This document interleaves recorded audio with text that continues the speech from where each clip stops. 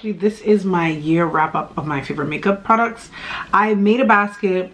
I wrote down everything. Like, I have probably a good enough amount of stuff to like talk to you guys about. None of it is like, I think it's stuff that actually came out last year, but some of it is. So let's just jump into it. So happy new year, and thank you guys so much for being part of my channel. I'm going to start off with lips just because I think lips, as I was grabbing things out, there are 1 2 3 4 5 6 7 8 9 10 11 things here. 2 of which that are liners, but I feel like they are very crucial things to talk about, so we're just going to jump into it. I will talk about liners and try to make them short. I have been in love, and please don't mind my nails, it's been a rough week. I have been in love with the NYX liners. I've had them in the bottom. You know, I've rediscovered a lot of makeup that I had been neglecting a lot in 2018, and it happened to be with NYX. These liners are $4. I like that they're wooden, they're easy to sharpen, they're easy to use. They obviously work best when they are sharpened, when they're super sharp to really define the lips.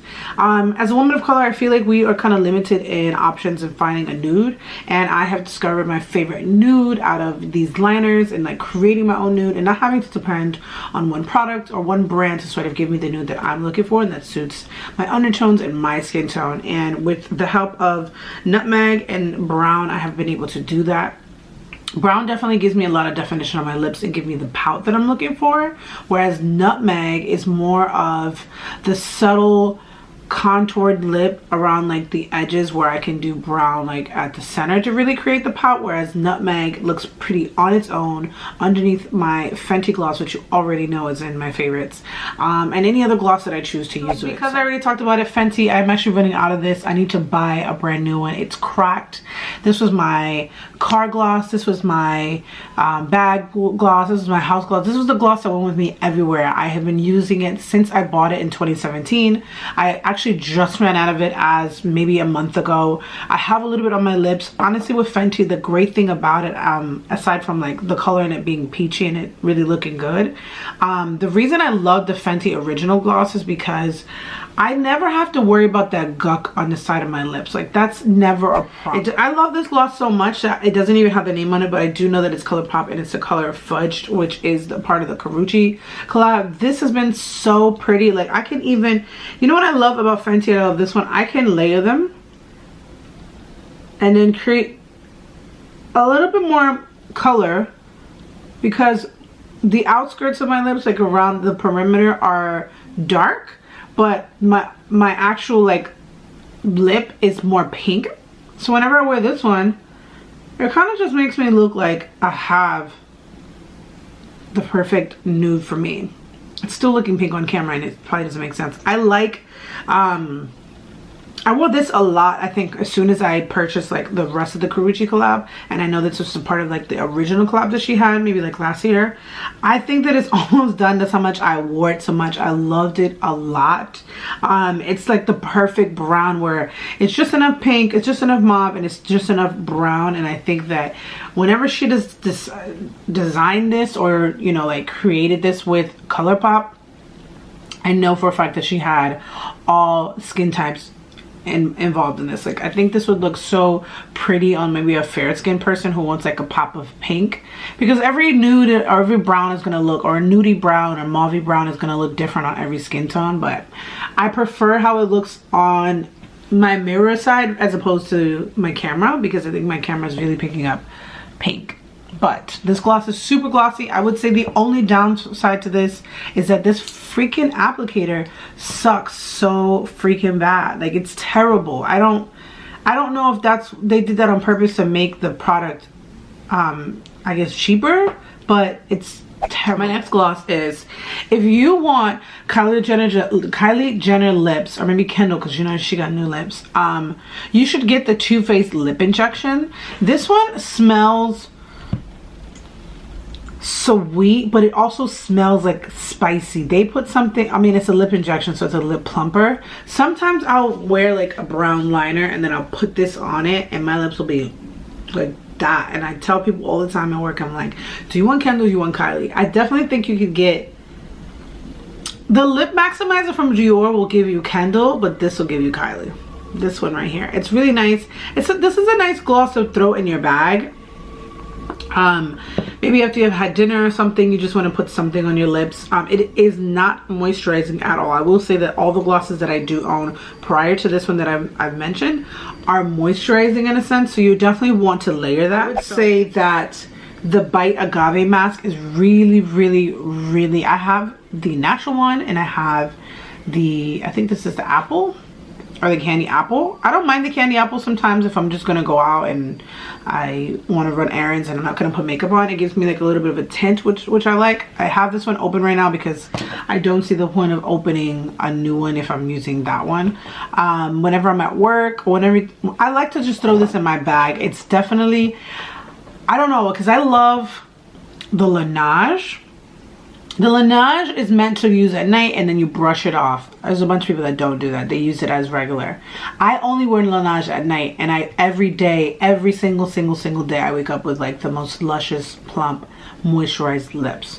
Throughout the day, if I'm not drinking enough water, this is definitely something nice to have and handy in your purse. I will say that if you put a thick enough layer, or not thick, of a decent thin layer on it, and you wait a while, and then you'll start to feel a tingling sensation. There's like a self timer in it that tells you it's time to take this bitch off, which I enjoy because it's a lip mask. All right, my next favorite gloss, this was my summer jam. This is my summer fucking jam. This is the Wet n Wild lip gloss. It's the Color Icon, I think that's just the name of it, and it's called Pout of Paradise. I love Pout of Paradise because I have really fallen in love with like color glosses. I love orange, and orange is definitely was my 2018 color. Like, I loved orange eyeshadow.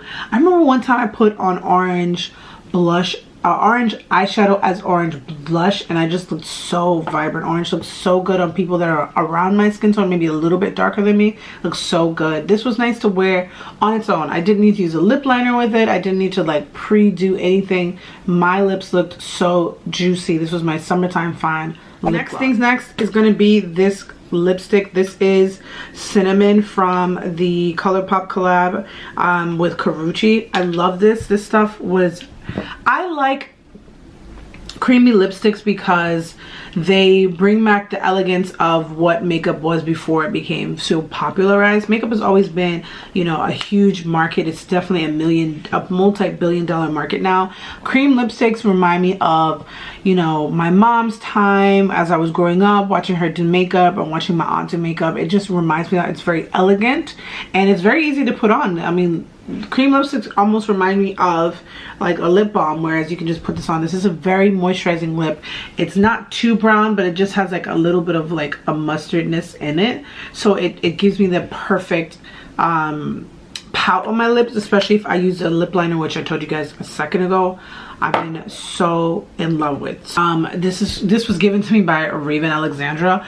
This is the color Ofra. This is from the brand Ofra and it's Verona. I liked this a lot. It is pink, but it doesn't look pink. It's actually a little bit more gray on my lips, and I find that when I wear this, my pout game is insane, especially with Nutmeg.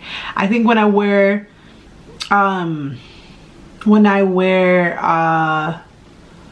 brown, it's a little too much, but Nutmeg is a nice brown that it's like you can tell that it's in its undertone. This texture is really nice. It's super creamy. It does dry down probably about the same that Anastasia does, but this is really nice for the days when I want to like create like an elegant simple look, and I can do that with this and just create like a basic nude and call it. Ziggie was such a fun color to wear in the springtime, which I will show you guys. It's very much a pumpkin. This is from the brand ColourPop. This was about $6. I don't even remember when I purchased it because I have loved it so much. This is the color right here. It's definitely in the orange family. I have been loving orange so much this year. Ziggie is so pretty for the spring and the summertime. It's a cream. So basically, before ColourPop created their tube lipsticks, they created the lippie sticks, And the lippie sticks are cream formula too, but they're so opaque, like they're so pigmented. Oh gosh, I sound like a real YouTuber now. They're so pigmented, and I think that this is a pretty color to where I loved wearing that. I almost might wear it today. It's so pretty, and I think the camera's not doing it justice, but if you have a chance to look at what Ziggie looks like on Colourpop's website, I think that you might enjoy it. It's definitely in the burnt brick family, as opposed to, it's definitely in the burnt brick family. I will say that. My last favorite nude, which you guys know I wear all the time, it's called Greystone, and this is from the brand Nudestix. I spent all 2018 loving this. This is getting small. I'm probably gonna have to buy another one. My only beefington with this is that I have to sharpen it. Like obviously it's a, so I have to sharpen it, and the way that I have to sharpen it is a way so that I can get a lot of payoff from it, because they designed this kind of weird, but the color is beautiful. Like it looks, is this, yeah, it looks kind of gray, but it also has brown. There is an undertone of pink, which I don't mind, but I don't like when it's a pink with an undertone of gray, because I think those kind of make you look kind of casket ready, and it makes you look kind of dull. I don't mind if there's a pink to push this. Nudestix honestly is a very underrated company, and I think that more people should look into their products. I think that they're worth discovering. I've created the best nude, which I want to make a video on that soon, using my lip liner, using this, and then the gloss that I choose on top of it. People are always in my comments like, what is that, what is that, what is that? And like, I think for women of color, if you guys are watching this, creating your nude is like such a fun experience, as opposed to trying to find a lipstick or a lip gloss. I spend a lot of time trying to help people find lipstick, and there just isn't what you, sometimes what you imagine and what you imagine and what you want don't necessarily exist, because brands don't know that, and the only way for them to know that is watching my channel. So I have never found my favorite nude in a brand, and I have no problem creating it. I hope one day I can create the perfect nude for, you know, women of color, but until then, a girl is going to keep dreaming and keep striving. So happy new year, guys, and I will see you guys next time for my next video, which will probably be face products. So see you soon.